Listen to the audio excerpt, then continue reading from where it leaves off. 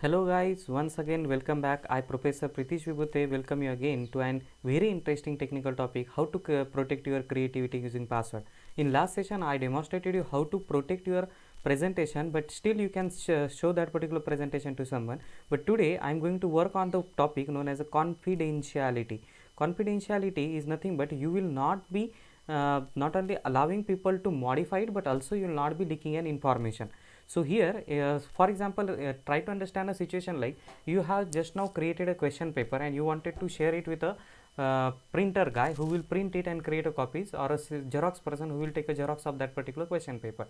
In that case you want a confidentiality whose or in such a way that that question paper will be accessible only to the two person. One is you yourself and second is a person who are going to take a Xerox of that. Or for example, if you wanted to send some of the confidential document to your friend living in some other country in such a way that only he will be able to see that those document, authorize the document and take a printout of those document. So other people will not be able to even see that particular document. In that case, whatever mechanism we apply is known as a confidentiality. Try to understand, in case of confidentiality, not only communication but the matter both need to be made secure. So today I am going to demonstrate you how can you integrate a confidentiality by locking your presentation using a simple mechanism of password. So whatever okay, first of all you need to create a presentation. So I created it. Now go in a file menu and then click on save as. Isn't it is the same menu that we referred in last time? Yes. Then next setting is also same. Click on tools and click on general option. But this time rather than apply modify password, this time I will apply password to open itself. Now see, I am applying a password over here and then simply click on OK. Again re-enter a password for a confirmation that you have not misplaced any character, and then click on save. If you have already created a presentation, it will ask you whether you would like to overwrite that presentation. Simply click click on yes. If it is a new presentation, then this particular pop-up will not occur.